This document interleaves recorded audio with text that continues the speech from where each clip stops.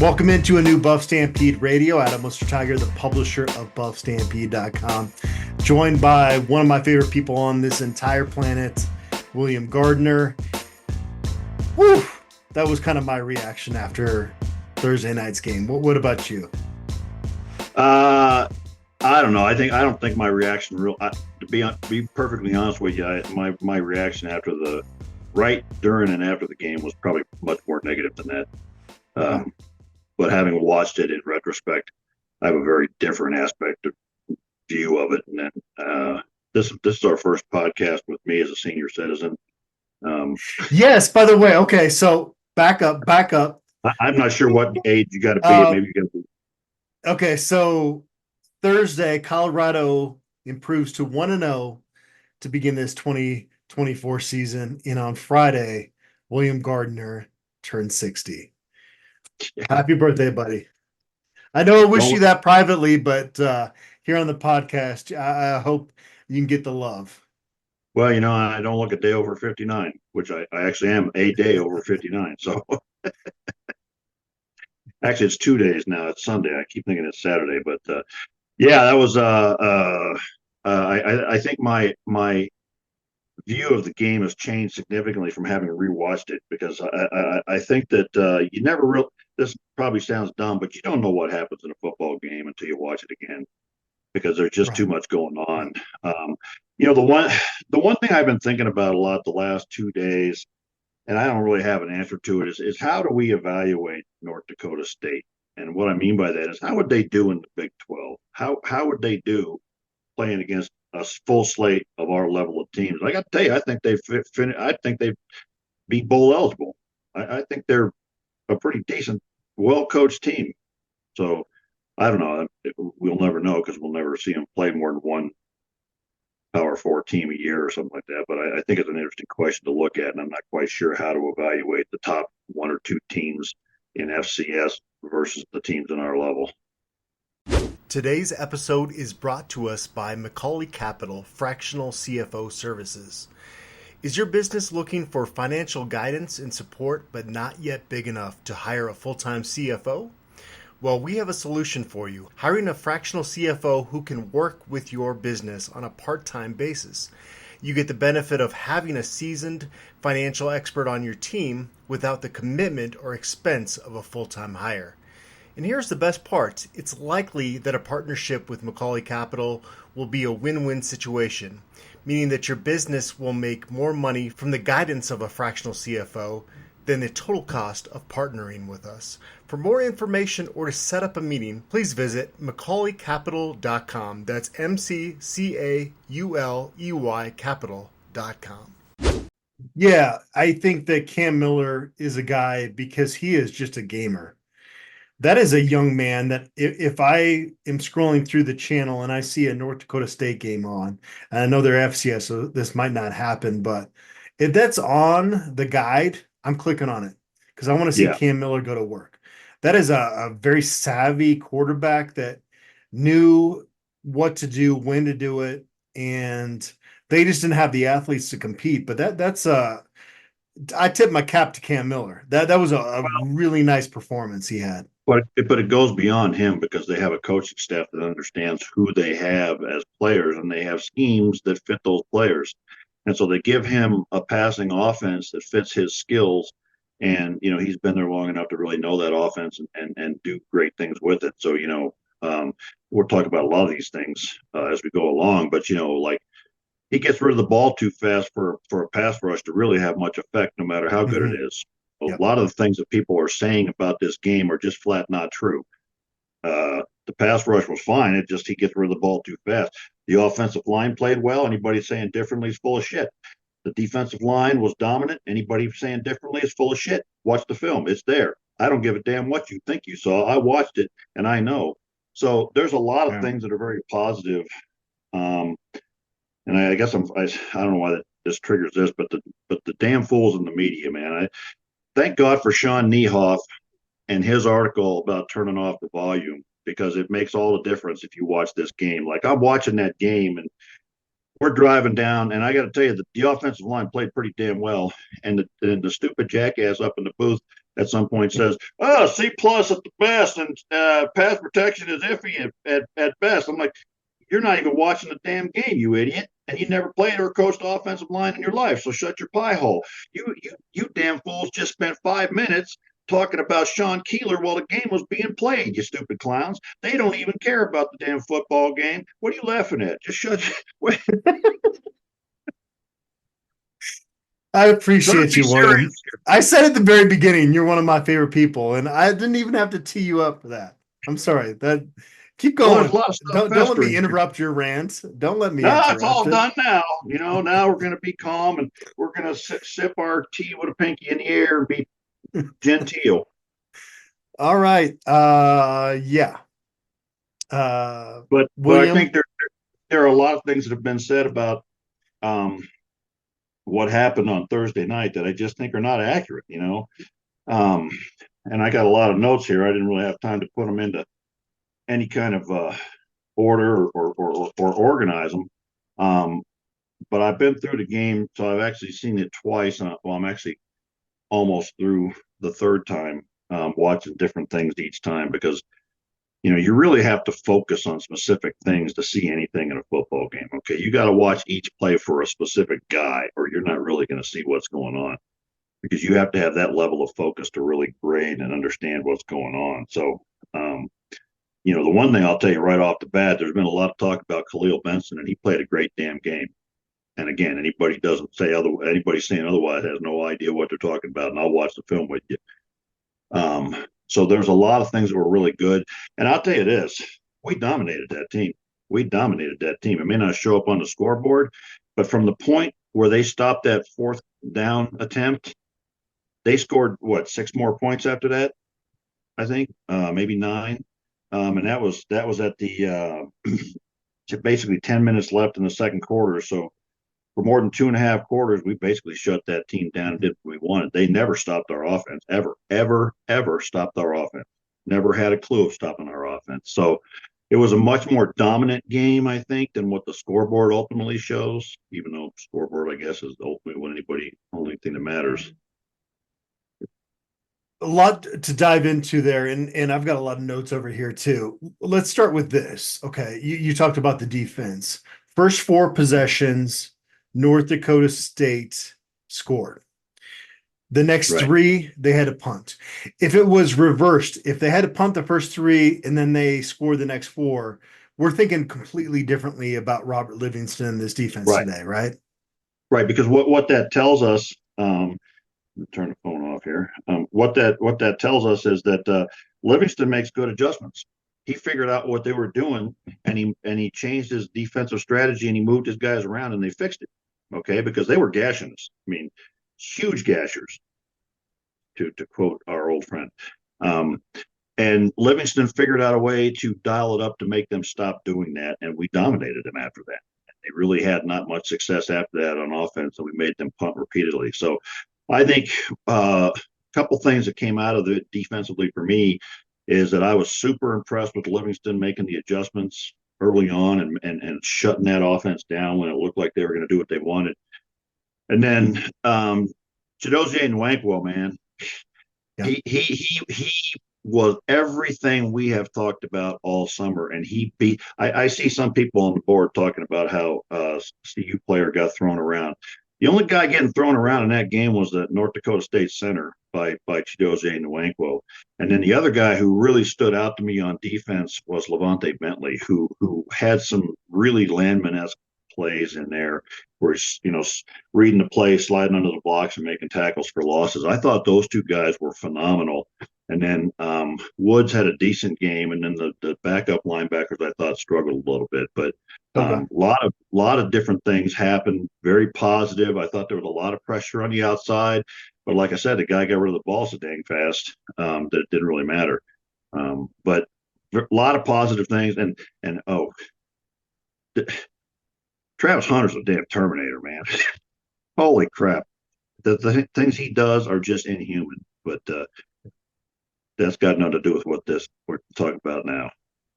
You are an eager beaver, or I should say an eager badger, Like you just want to attack things, and I love it so much. That's not even meant as like a put down. Like I enjoy the enthusiasm because I waited before we recorded this to rewatch the game because I wanted to kind of have everything fresh in my mind and kind of go detail by detail. But yeah, no, there's so much to dive into, William, from this football Yeah. game. And and Um, and, and, and I'm not saying it's all positive. I mean, I got to tell you, man, Charlie oh Offerdahl's yeah, killing us, killing us. okay. Cannot get Let's that get guy to ball. Let's get into it. Sorry. Okay. Let's start with the aesthetic stuff first. The stripe out. I think it was only the second time in Folsom Field history they tried to organize the sections by color. And I would say it was mildly successful. It wasn't pop off the Yeah, screen great, but the overhead shots and just TV shots in general, you yeah, could tell what Colorado was doing. Now, anybody that was a Bison fan in the crowd just stood out because that yellow yeah, is like just pops off. yeah. But 49,438 people in Folsom Field, just shy of a sellout. So last year they sold out every game. They're not going to do that this year. It was really close. A good atmosphere. Yeah.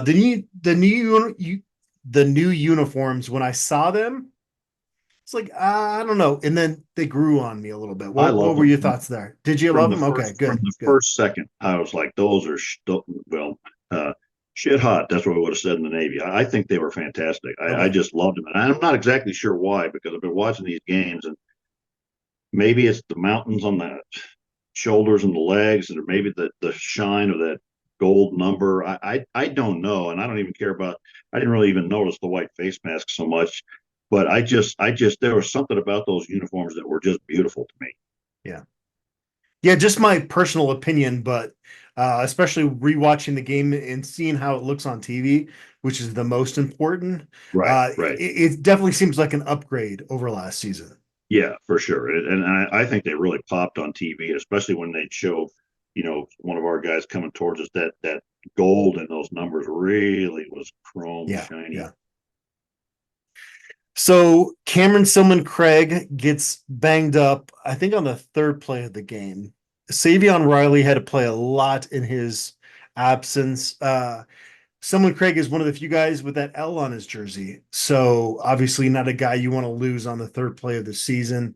I thought Savion Riley was kind of a mixed bag with him, but he's a young guy, and I thought he was serviceable in a lot of spots.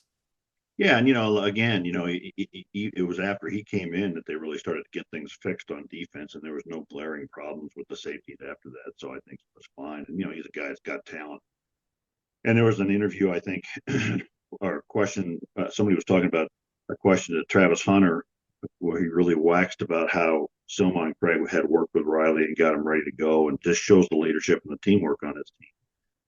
I think, which is different from last year as well. So I thought there was a lot of positives, especially defensively. I thought just defensively after those first couple of series, really after we failed on that fourth down on offense, defense owned the game.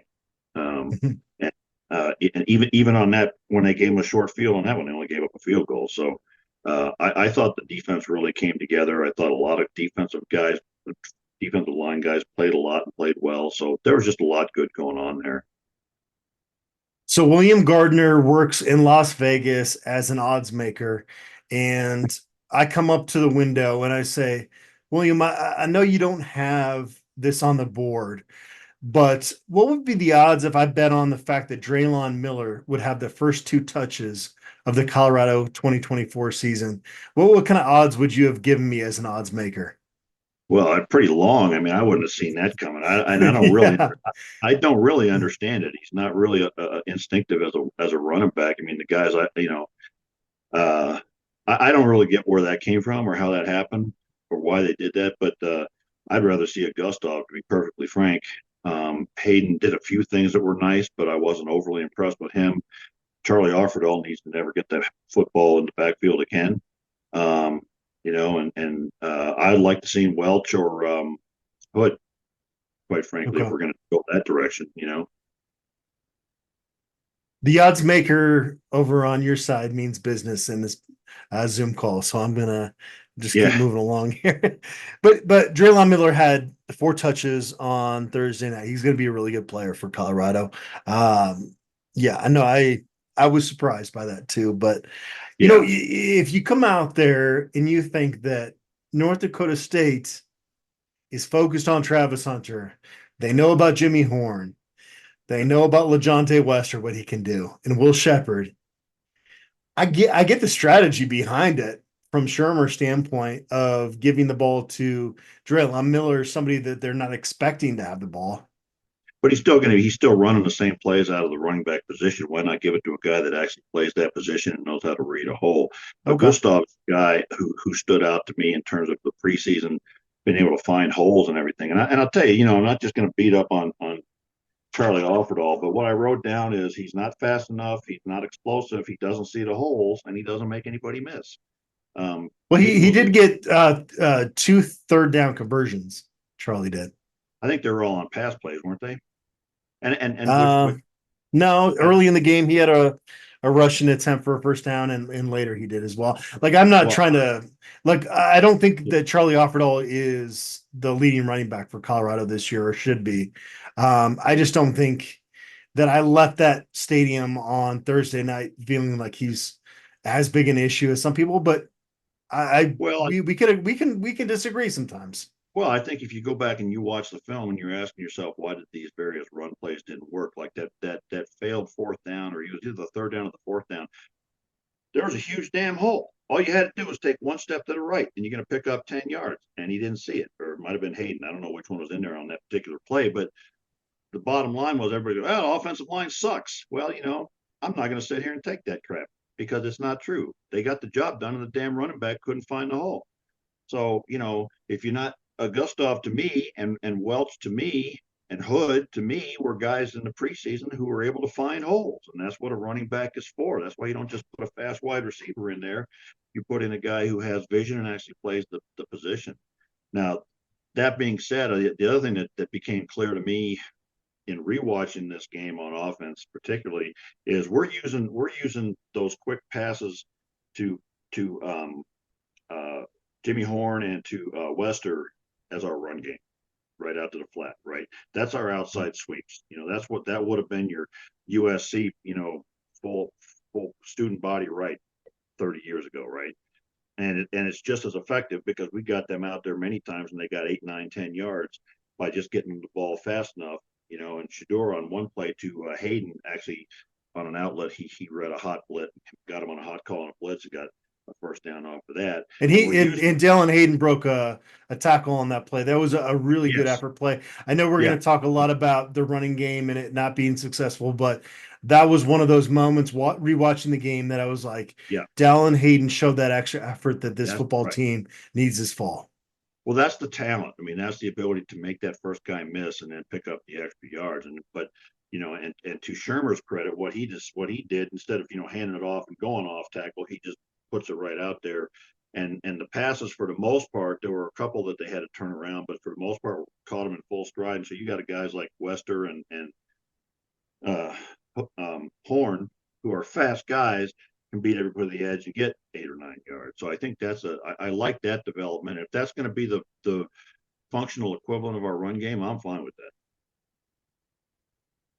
I have 2 words that are going to make both of us smile here.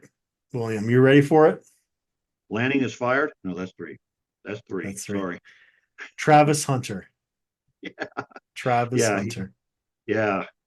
He's unbelievable, and he got to work a little bit on his touchdown celebrations too. He did. 124 snaps on Thursday night, and I have for almost 2 years now talked with some of these national radio broadcasts where they're like, just nobody can do that. And I said, come out to Boulder, spend a week around Travis Hunter, and you will change your mind. Trust me. He is built differently. He worked with a cross-country coach this past offseason, and that cross-country coach is like, I wish we could cut Travis Hunter open and find out what's going on in there because he is unbelievable. Am I correct that I think the only play he missed was when that his helmet came off, and the Two, rule two required. plays, two plays. Okay, yeah, the rule required him on that one. Well, Yep. but, and he never slowed down. And that third touchdown, it's like the guy I actually turned the sound on, and the guy says, like, that's a glitch in the freaking game. That's a Yeah, glitch yeah. in the game. I'm trying to think like Laviska Shenault had a crazy catch against Washington during his CU career. AJ Green had the amazing catch in that same end zone in Yeah, pretty much the same area there on Jaleel Brown, who was playing yeah. perfect coverage on him. That was my one Sports Illustrated cover. Thank you. I was in that photo. Okay, nice. I love it. Yeah, So like top three, right? Like I only go yeah. back to 2003. So if there's anything else before that, please let me know. Well, there's a couple of those. Who was the really tall receiver in 2016? That had a couple of those that they had to watch the replay in the end zone to get him Bryce again. Bobo. Bryce Bryce Bobo. Bobo. Yeah. A couple of That those were I'm talking Folsom Field here. Those were oh, okay. at Oregon at Autzen Stadium. Yeah. And one in Michigan, I think, or something like that. But anyway, yeah, Yeah. I can't recall all the way back in the day, but his performance was, and on his second touchdown, the defensive backs were just like, oh, what? Throwing their Yeah. hands up, and they're like, looking at each other and yelling at each other, and it's like, ain't nothing you can do, man. He's So so good. yeah, It's hard to even like put it into words, right? yeah, yeah.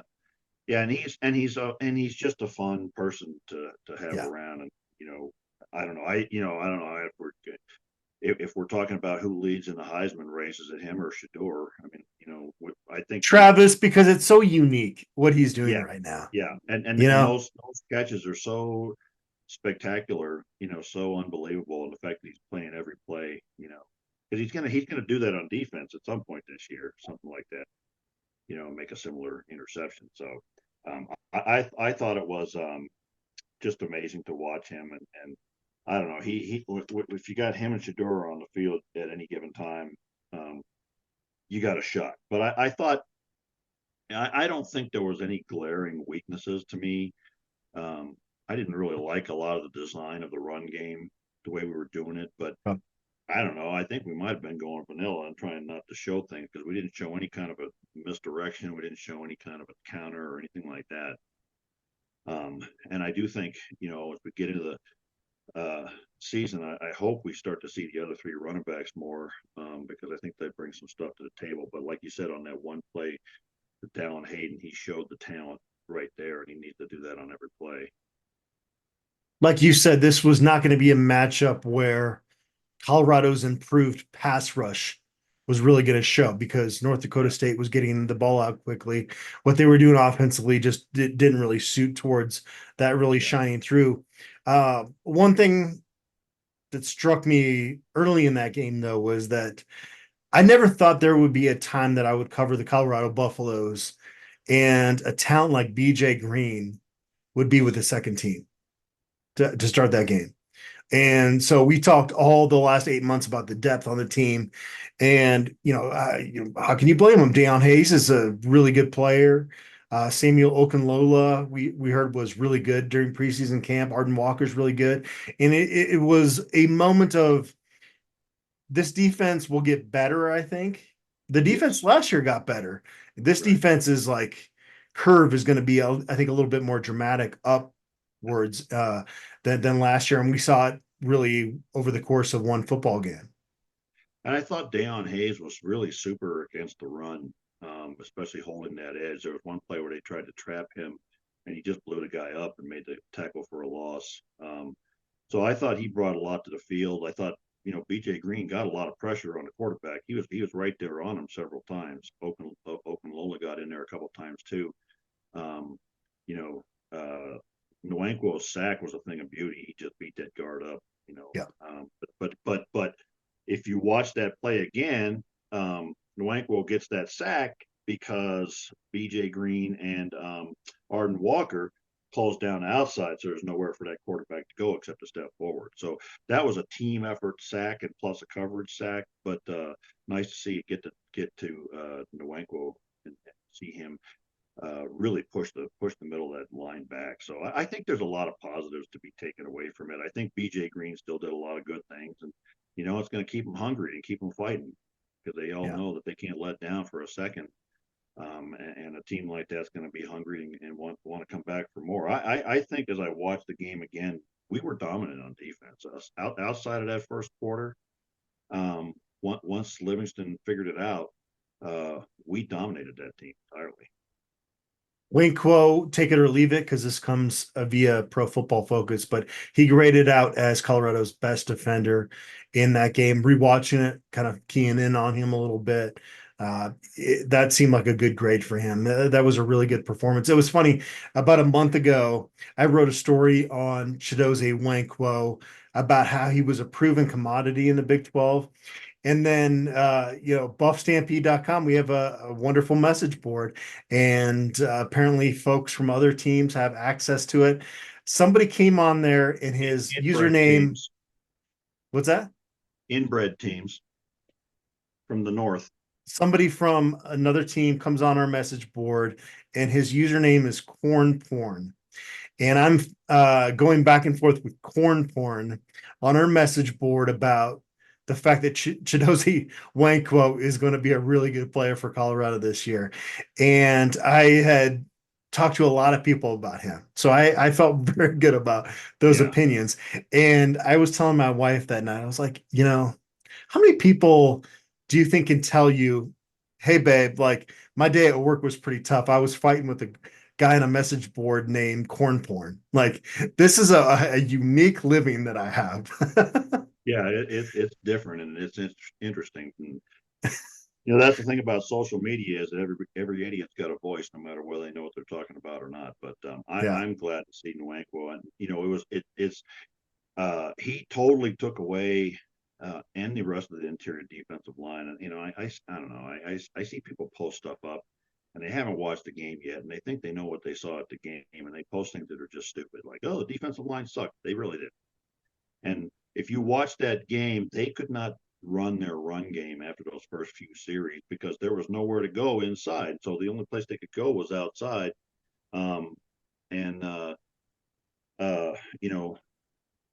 I think what they were doing early is they would come off the line, do crossing routes, and they would pick the guy who's supposed to have the guy that got that outside route out there. And then clearly somebody saw it from up in the booth, and they tweak things out a little bit. All you got to do is move a guy back a yard, and then he doesn't get picked, and he gets out there. So we closed that all up, and then they just really didn't have anything effective that worked against us.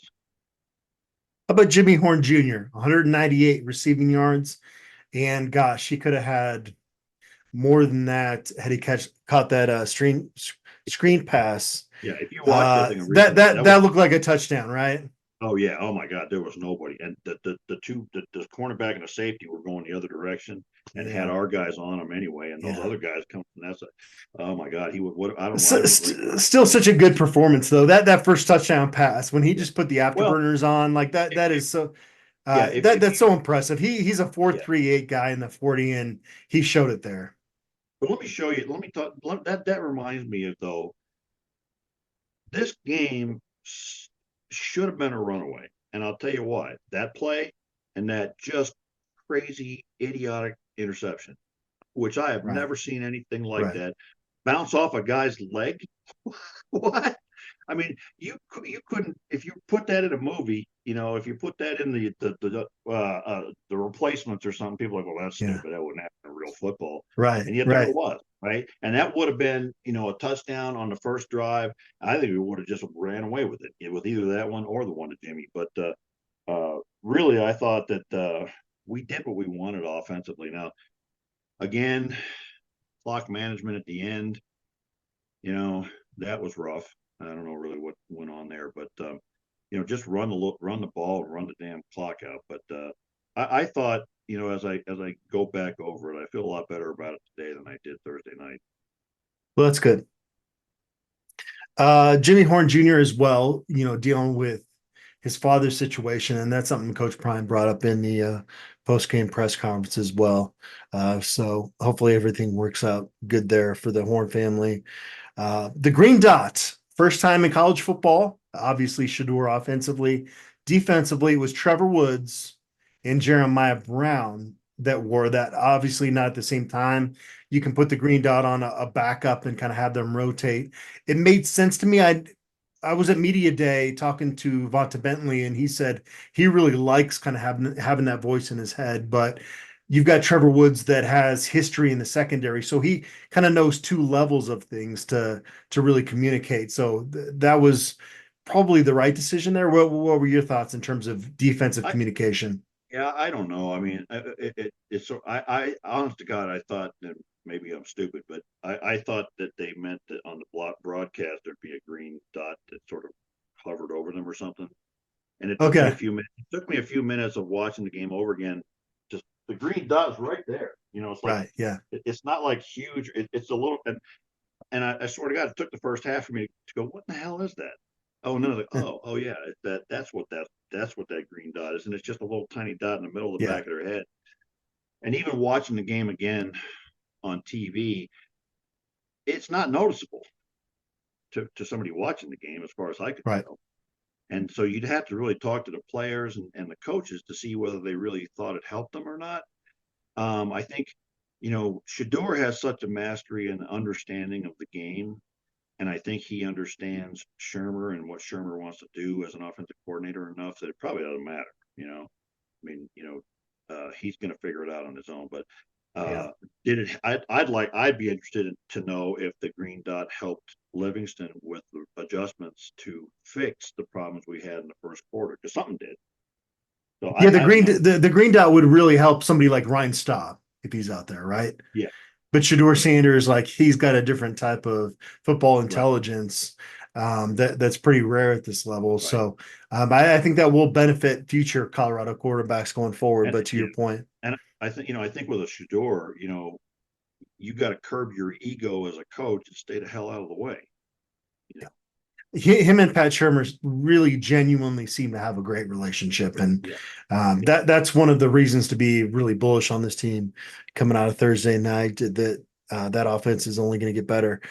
There were 24 defensive players on the field for at least 6 defensive snaps. We talked all offseason about the depth that they added Mhm. via the portal, and it really showed itself. And it helped that North Dakota State was huddling, right? That gives you the time.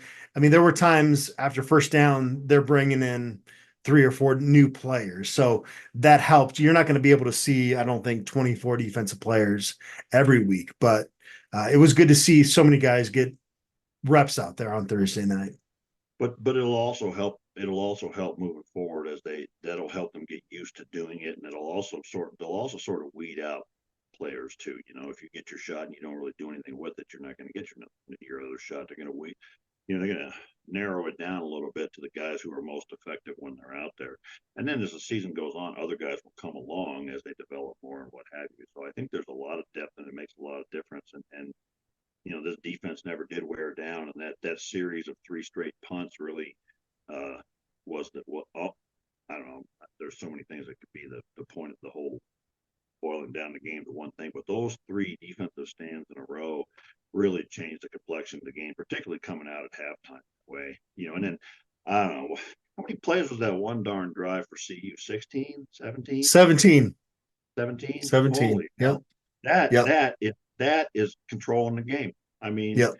and quite frankly, there was some masterful, and I've been kind of harsh on the board about the play calling in the game, but as I go back and look at particularly that drive, we did some really smart things just to we just kept it moving. And when you can go 17 plays without a turnover or a major penalty or something like that, that's pretty impressive. That's really, people may think, well, that's what you're supposed to do. Yeah, well, it doesn't always happen that way.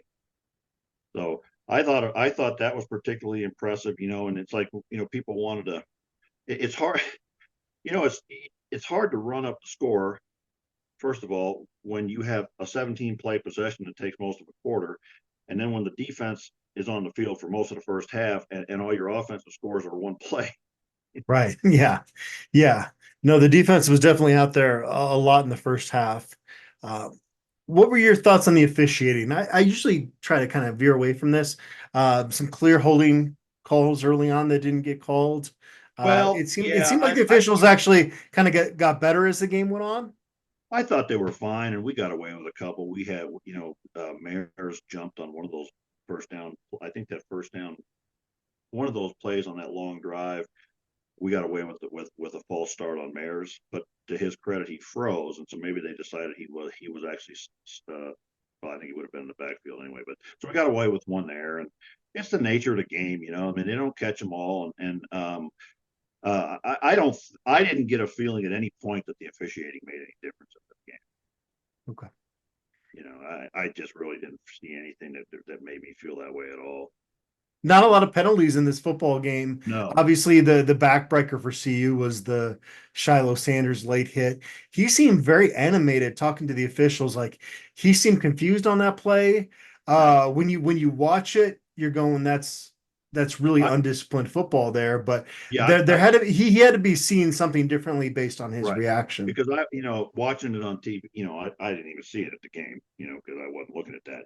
But watching it a couple of times, 3 times on TV, it's clearly it's a good call. I mean, he shouldn't hit that guy. And so he must have, and I saw what you saw. He must have thought ball was still live or something. I don't know, Yeah. So I don't really know what he was thinking, but he clearly didn't think he was in the wrong. But given what had happened with the football already, that was a good call. So you only got penalized 3 times though for 30 yards. You're going to take that every week. Every week God. You will take that. Well, that's a big improvement over last year. So that's a real positive thing. And no holding, no false starts. No matter what I say, I guess I'm going to be accused of being an offensive line homer. But I just thought they played really well. I'm not talking like comparatively for sure. For sure. Yeah. I would have given that group like a C+, B-, maybe leaving the stadium. Yeah, but when you think about what that unit went through last year, you're going to take that type of effort you never want to see Shedeur Sanders hit if you're a Colorado fan. And he was hit a few times on Thursday night, and that's tough to watch. But he's put on a lot. He's put on some good weight. He can handle a little bit more. If you can replicate that now, we'll talk about the ground game in a minute, but from a pass protection standpoint, I think you're going to take that effort from that offensive line for 12 games in the regular season, right? And quite frankly, there was only one sack, and it was Shedeur's fault. He stepped into that sack, and he could have just peeled it around to the outside or stayed patient or whatever. But he also maneuvered out of some other sacks too, right? Yeah, well, you're not ever going to see a game by the best offense. You're not going to see very many games where the quarterback gets to just stand there and never has to evade anybody. That's just not the reality of football, And so, one of the things I know watching the replay, they showed a graphic on one of his plays. It wasn't a big play; it ended up being an 8 or 9 yard play, and they showed. Watch Shedeur, and he's just going to shuffle to his left 1 step, and watch how that opens up the field to him, right? And their point was that he moves himself in the pocket to make it easier for him to find his receivers and what have you. And that's a good thing. But sometimes it also opens you up to guys having angles that wouldn't have angles otherwise if you just stayed in the pocket. So I thought overall, I also think that that first touchdown to Jimmy Horn Jr., he stood in there and kind of took it in the chin, but they gave him that extra second he needed for Jimmy Horn to find that open space, Last year, that's a sack. Right.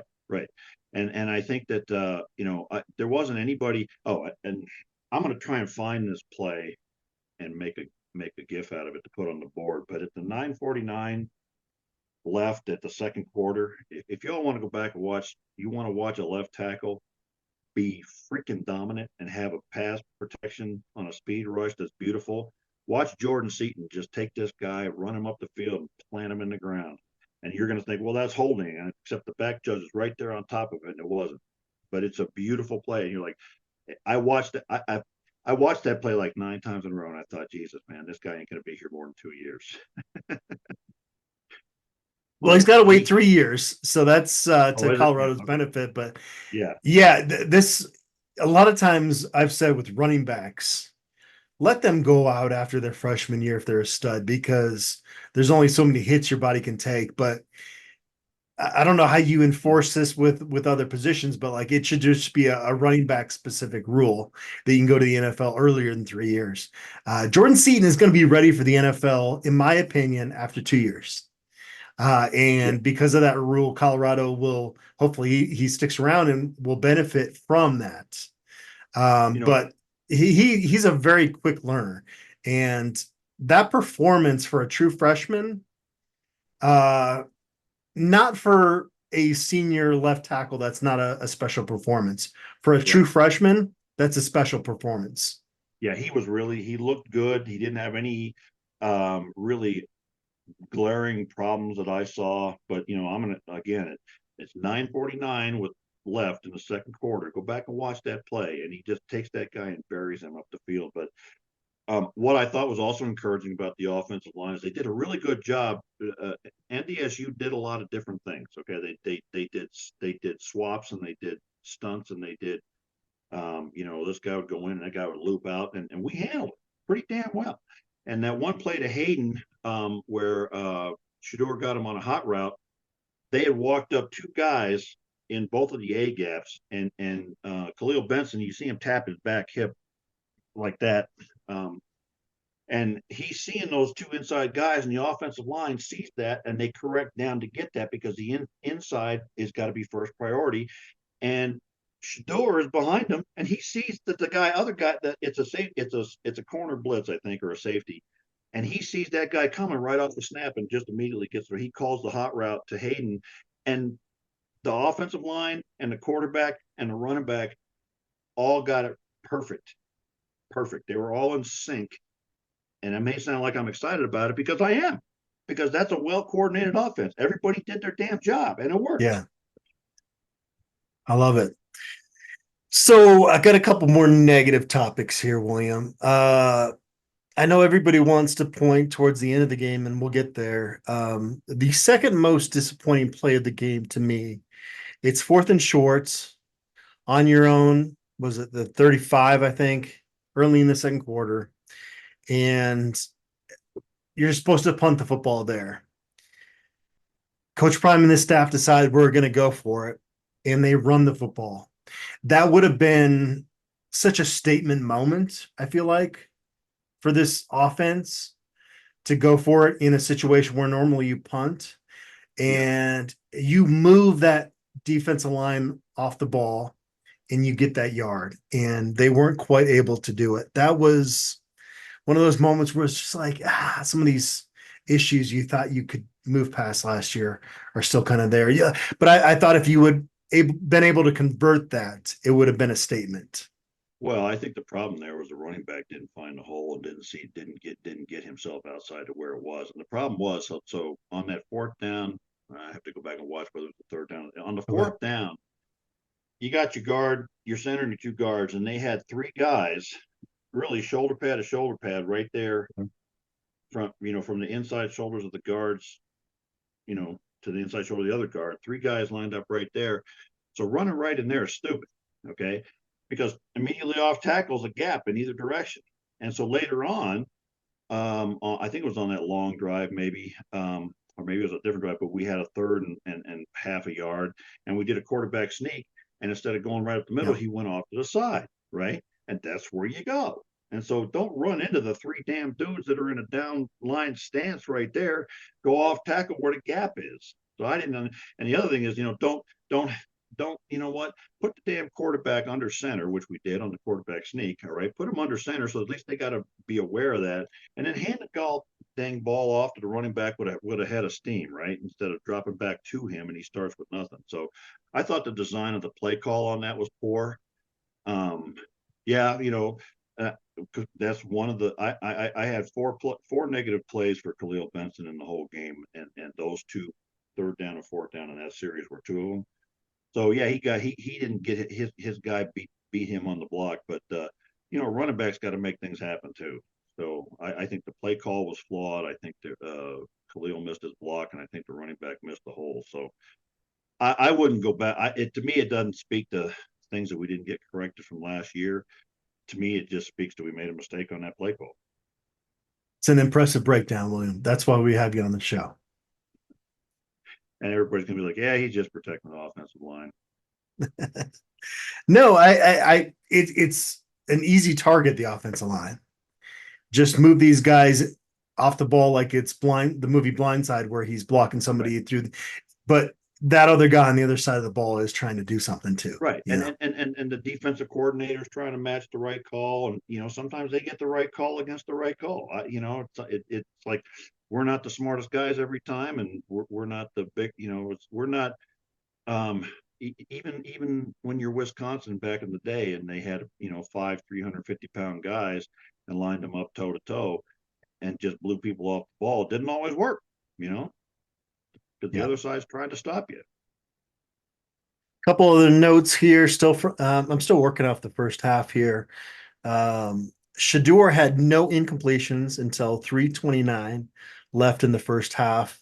His pass to LeJohntay with it was under 10 seconds, I think, left in the first half. That was one of the most impressive plays of the night, where he escaped the pressure that was coming in and just fired a strike down there. That was maybe my favorite Shador play of the night.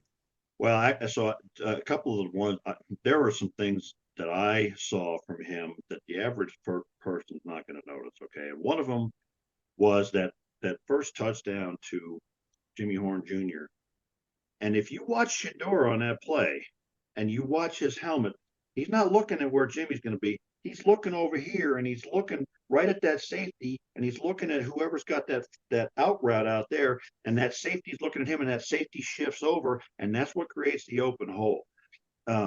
Jimmy Horn Jr. did the job, but Shador, with his eyes, created that hole for Jimmy to be in. Okay, and that is high-level quarterbacking. And then there was another on Travis Hunter's second touchdown. It was a run pass option, and he held the ball, and Shador was looking right at the Mike linebacker, right? And he's looking right at him. He's keeping the ball in the gut of the running back. I don't remember who it was.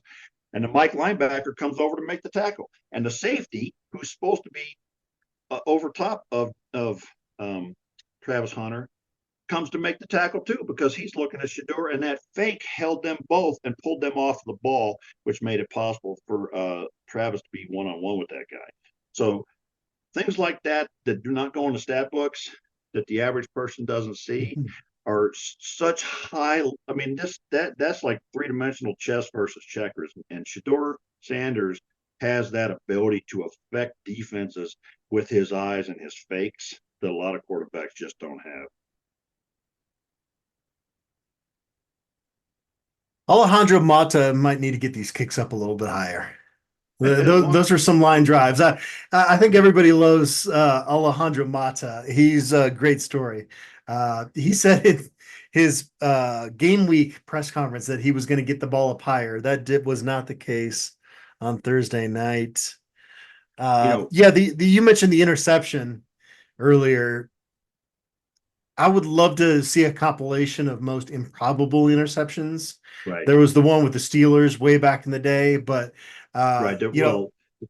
There was one I saw way back in the early '80s, Michigan playing Notre Dame, and the Notre Dame guy had really snatched the ball off the Michigan. The Michigan guy, it bounced off his hand, and it sat right on his back. And the guy came in, hey, I'll take that, and went with it. That was a crazy one. And that one against Travis, well, that wasn't an interception; it was a reception, but. Speaking of kickers, though,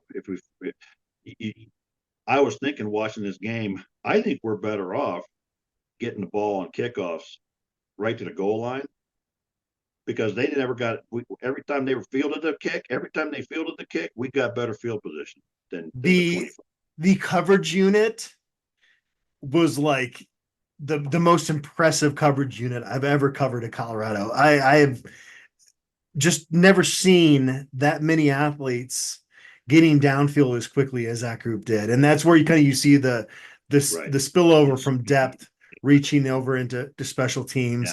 Yeah. I don't know. I think you put the other team at the 25 and just don't risk it, because there are going to be some teams that have an electric guy back there. But I think that you're less worried about the fact that Jace Feely can't consistently get the ball into the end zone now because of that coverage unit. But I think we also, each time they actually fielded the kickoff, we kept them inside the 25. One time they got a holding and they started at the 12. You know? Correct. So yeah, I thought to me, watching it in this particular game, we were better off putting it right at the goal line and doing the coverage, and you know, it might wind up being 5 yard difference. But I don't know. You know, that's one of those things, people have their side and they're going to stick with it no matter what. Yeah. Omarion Miller did not play a lot on Thursday night. He did have a really nice block on a LeJontay Wester first down. And so I wanted to give him a shout out there because Omarion Miller, if he sticks around in Boulder, is going to be a really good player for Colorado that's going to make a lot of plays. So do you want to go more into the offered all stuff? I think, you know, Hayden we had that nice broken tackle on the screen pass we talked about. I want to say one thing about Wester though, because I think he's going to have some of those plays like Jimmy Horn and Travis. He will, because you could see it, man. He was just a half a step away a couple of times on Thursday night, and it's going to happen for him too. So I thought he was pretty exciting to watch as well. I think Charlie, is a big heart guy, but I don't think he has the vision. I don't think he has the ability to change direction. You know, obviously the best we've seen since you and I've been doing this together at that is Speedy Stewart. Jump almost to a different place. But I don't think Charlie has the ability to change directions like that, and he doesn't see the field well enough. So I just think I assume he's there because he pass blocks better. I don't really know that for sure, but I think he's a liability when we're handing the ball off to him. I mean, you know, he doesn't lose yards or fumble or whatever, but he left a lot of yards on the field with holes that were actually there, is my take on it. Okay. All right. Let's talk about the end of the game. What's going through your mind with 2:19 left? At what point when we get that on 2:19 is when Colorado takes possession of the ball after they allowed NDSU to score a touchdown to cut the score to 31-26. Yeah, and I think, you know, at that point you're hoping we just run the ball out and be done with it. But that really wasn't even the issue because Travis Hunter and then was it Jimmy? No, it wasn't Jimmy Hunt. They were able to actually run the clock. They got to the 2-minute warning. It was after LeJontay Wester gets the pass interference call that he drew. I guess I shouldn't have started at 2:19 because, you know, even though I think people are frustrated they didn't run the ball at the beginning of that drive, they still kept the clock running. But after the LeJontay Wester draws the pass interference, you again go deep to him. That stops the clock. Yeah, that doesn't make a lot of sense, and I think they need to have a package of plays for those kinds of situations. You know, and to me, the one thing we're missing, and again, I said earlier that, you know, we're using the quick passes out to the flat in lieu of this, but you have to have an off tackle package of runs, because, you know, just we're not a pounded up the middle team, you know, and it's not going to work effectively in a situation like that. But that's also where a misdirection, you know, you show them one thing and they commit to it because they are a fast committing defense, and then you do, you know, something off of it and go the other direction. Mm-hmm. That's where you need that kind of thing, because they're going to jump on that first look, and that's when the misdirection is going to work. So I think they need to have a package of plays that and maybe they don't want to show that stuff in this game. I don't know. I mean, at that point you needed to eat up that clock and do it. But I think it's I don't know. It's annoying to me that the game wound up being closer really than it was actually watching it on the field. In terms of, I think I got that backwards. The score was closer than what I actually saw on the field. Yeah. All right. So it's not who you think, William, but there were two reporters to my left that were cheering against Colorado openly in the press box on Thursday night. So I know that Colorado gets a lot of flack for like the Denver Post stuff and how could you do that? Just let them ask questions. Well, those people are first off educated in terms of what's written about, and it wasn't Sean Keeler I'm talking about. There are some haters in the building, and I don't quite understand that dynamic. You talk so much about how much Coach Prime exudes positivity, and this is kind of baffling me a little bit.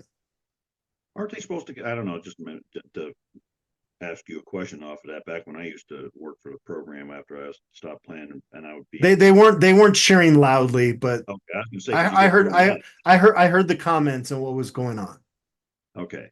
Yeah, and I don't know. I mean, I don't know who they're talking about or what their agenda is, but they clearly have an agenda or whatever it is. They don't like Deion Sanders, or they don't like the publicity CU's getting or something like that. It's like somebody said earlier this summer, don't hate the person for getting the publicity, that hate the person who's giving them publicity. I don't know what the disconnect for these people is. They clearly don't know. Look, we got people on our board who don't like Deion Sanders, and Not what they're many. I mean, what Colorado's right, buy into but this whole they're vocal process has about it. been, yeah. Go ahead. No, I don't think you're going to ever have a coach that is outspoken that doesn't have a couple detractors. Yeah. You would hope that, and I'd never seen that in the press box before. Somebody actually kind of voicing that stuff. It just kind of threw me off a little bit. It was distasteful to me. I'm not going to put that on here, but trust me, it was. It's below the belt stuff, and it's not even the reporter that reported that a lot of people think I'm talking about right now. Yeah, I mean, it's hard for me to have a. Yeah, no, I get it. I threw that on your lap. Yeah, without all the knowing context. Yeah. It's hard to comment too much on it. Yeah. But I don't know. I'd say I'm a student of human nature. Some might say I'm a freak of human nature, but that's a whole different argument to have. But there are people that just want to tear other people down, man. It's like the old story. Yeah. Put crabs in a bucket. One crab tries to climb out, and the other crabs pull them back down. And some people are just wired like that. They don't want anybody to. I don't know. Some people get bent out of shape when somebody else gets positive feedback. It's like they think it's a zero-sum game. Like if they get something positive, it's got to be taken away from me or something like that. Right.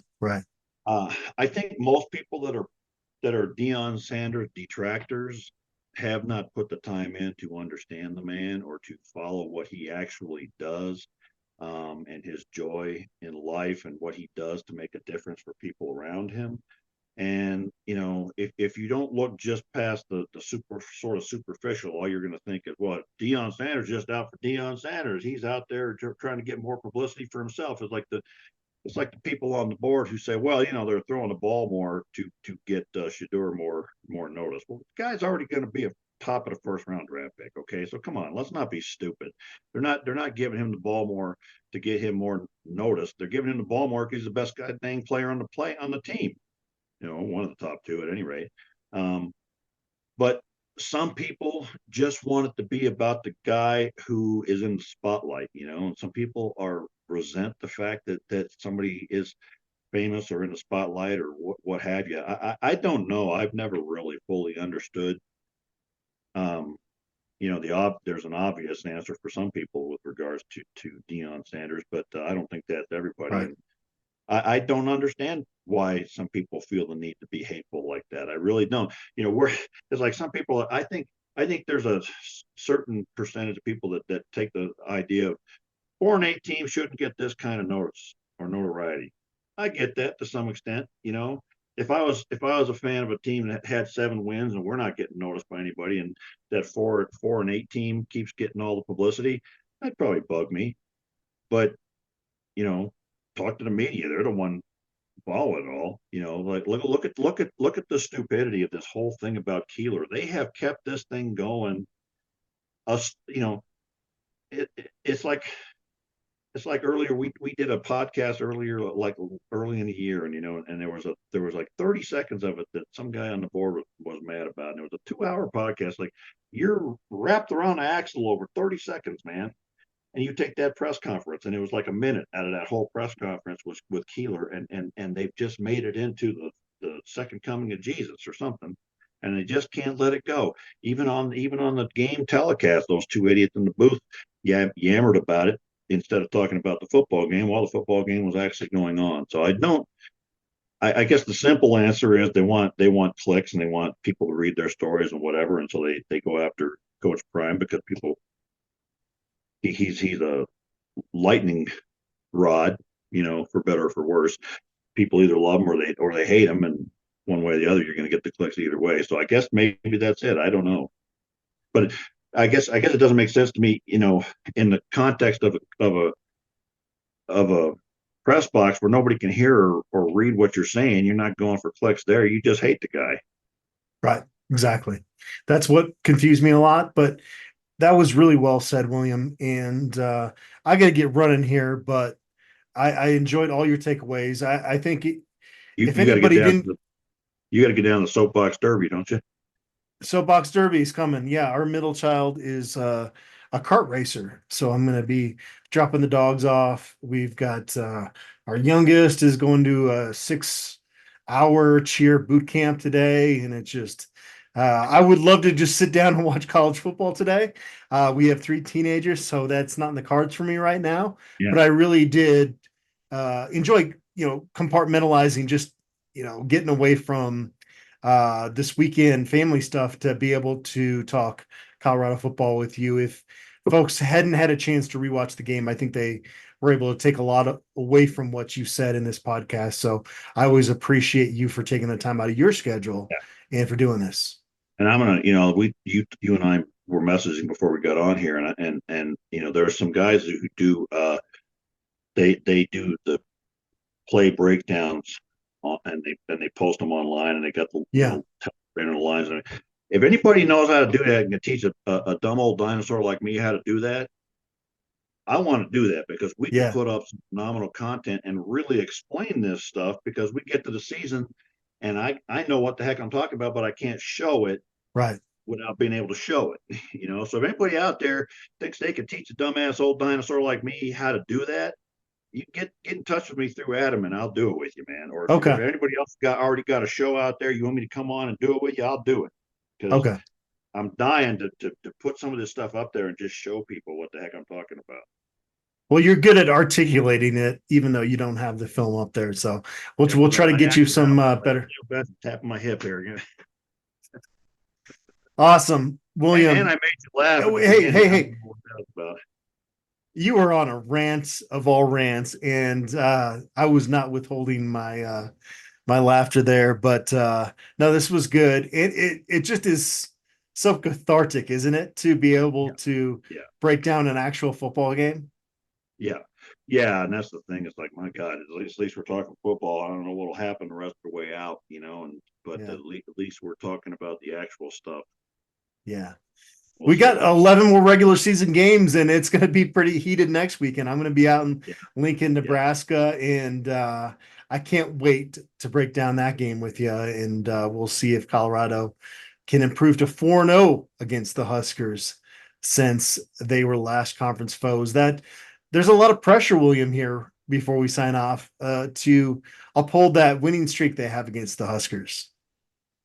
Yeah, it'd be nice to extend it. I mean, the longer the streak goes, the harder it is for the losing team to change it, because it becomes people's minds like this is. And they don't have any future games scheduled with the Huskers either. Yeah. So this one's going to live on for a minute.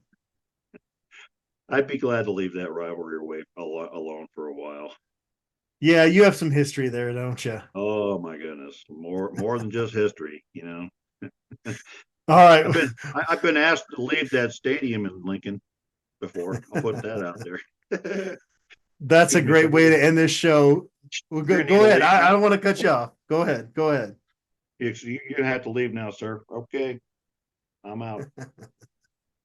All right, that's exactly how we would think William would think about Nebraska, and he just verbalized it well there. So we're going to sign off now. We broke down the season opener against NDSU, and excited to come back and recap week 2 with Mr. William Gardner. Thanks everybody out there for tuning in.